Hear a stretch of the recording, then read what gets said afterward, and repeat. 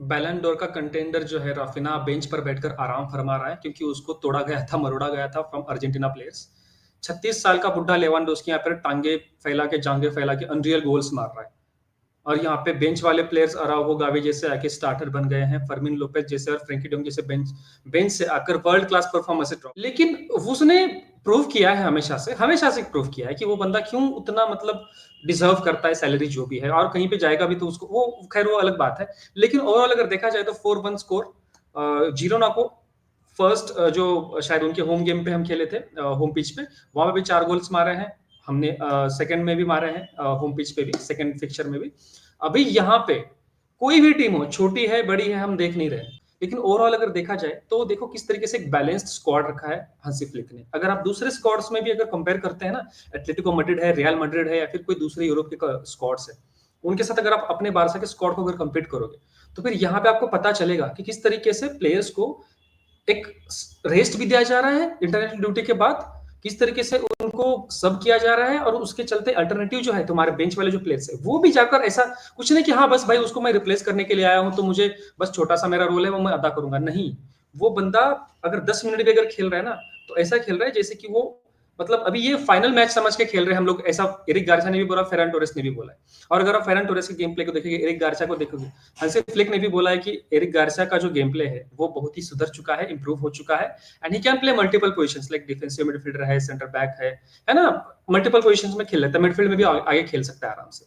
ये भी एक चीज है उसकी बहुत बड़ी उपलब्धि होने का। और दूसरी अगर बात हम करते हैं तो ओवरऑल अगर आप देखोगे, ओवरऑल है ना, लेवांडोस्की की किस तरीके से कीचड़ उठाया जा रहा था, उसके ऊपर फेंका जा रहा था कि वो 36 साल का बुढ़ा है, uncle get back to Saudi वगैरह वगैरह, बहुत सारी चीजें उसके ऊपर बोली गई। लेकिन इतने यंग स्क्वाड में ऐसे एक बड़ी फिगर का जो बहुत ज्यादा एक्सपीरियंस होल्ड करता है, बार्सिलोना में आना उसका बहुत जरूरी था। और उसके आने के बाद ही एक थोड़ा सा स्टेबिलिटी मुझे नजर आई है। एंड इवन फ्रेंकी डियोंग को छोड़ के अगर आप बाकी प्लेयर्स अगर देखोगे तो बहुत इंप्रूव हो चुके हैं अंडर लेवांडोस्की भी, है ना। नेमार को वगैरह लाने की बात की जा रही थी पहले, लेकिन नेमार अगर आता तो स्क्वाड के 70-80% बंदे बिगड़ चुके होते, नाइट क्लब वगैरह में जा चुके होते अपने, मतलब समझ जाओ मैं क्या कहना चाह रहा हूँ। ठीक है, वो अलग चीज है। लेकिन ओवरऑल अगर देखा जाए तो नॉकआउट गेम से अभी आने वाले मैचेस भी बहुत हार्ड होंगे। एल क्लासिको है उसमें एक, एथलेटिक बिल्बाओ पे के साथ हम खेलेंगे, एटलेटिको मैड्रिड के साथ हम अभी 2 तारीख को खेलेंगे मिडनाइट, कोपा देल रे का सेकंड लेग, जो कि सेकंड लेग नहीं बल्कि मुझे लगता है कि फाइनल बिफोर फाइनल हम उसको बोल सकते हैं, क्योंकि एग्रीगेट जो है वो 4-4 है between Atletico Madrid and Barcelona.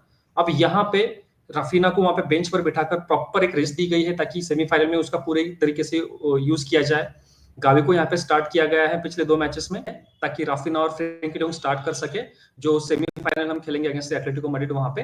और आराम से मुझे मुझे लगता है कि यहाँ पे अगर एटलेटिको मैड्रिड को अगर आप हरा दोगे ना, और मुझे लगता है कि पॉसिबली वो हम हरा भी सकते हैं बहुत आराम से, तो यहाँ पे अगर ये पड़ाव अगर पार कर लेते ना एफसी बार्सिलोना, देन एक ट्रॉफी एक तरीके से हम लोग 90 minutes away from winning Copa del Rey and only 9 matches away from winning La Liga, ये बोल सकते हैं। हाँ, हालांकि उसमें कुछ डिफिकल्ट मैचेस हैं अगेंस्ट एटलेटिको मैड्रिड, जैसे कि मैंने कहा एथलेटिक बिल्बाओ वगैरह।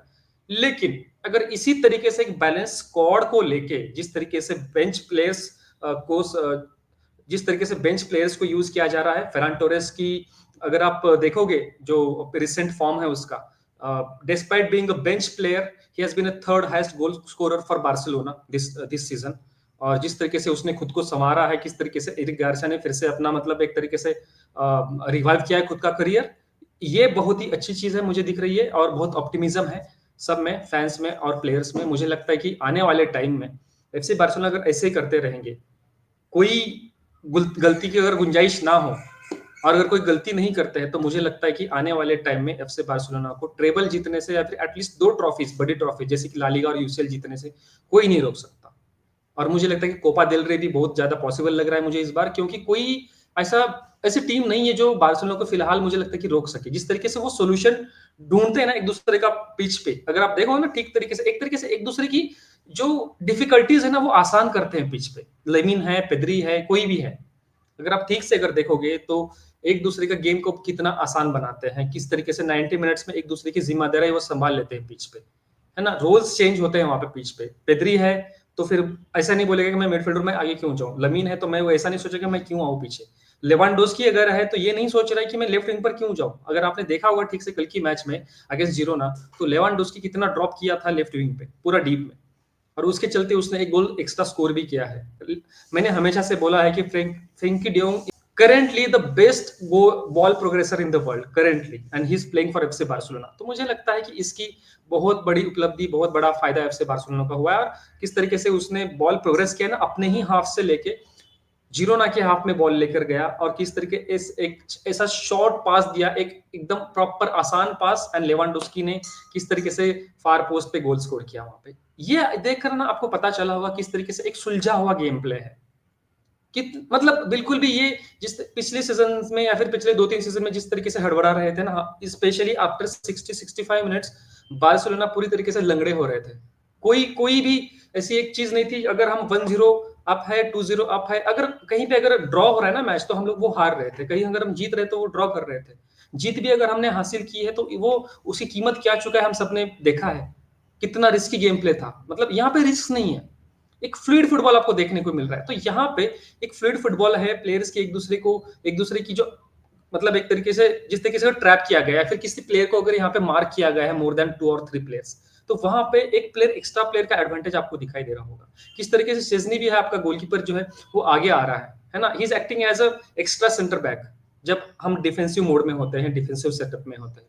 ये मैं आपको बताना चाह रहा हूं। तो ये जो गेम प्ले है बार्सिलोना का, इसके चलते आप होप रख सकते हो बारसा, और मुझे लगता है कि कुछ आने वाले 2 से 3 दिनों में आपको पता चल जाएगा क्या हम कोपा देल रे के फाइनल खेलने वाले हैं या फिर नहीं खेलने वाले हैं।